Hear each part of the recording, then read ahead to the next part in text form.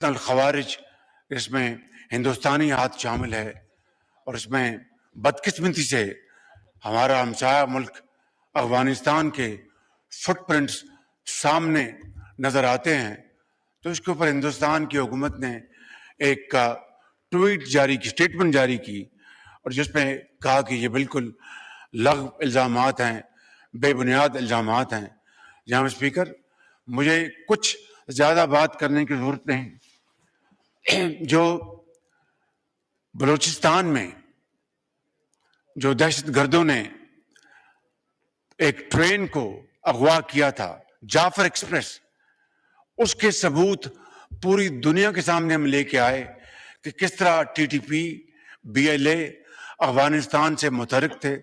اور دہشت گردوں کا رابطہ ان کے ساتھ تھا، اور آگے ان کا رابطہ ہندوستان میں ان کے جو وہاں پر سپورٹرز ہیں ان کے ساتھ تھا۔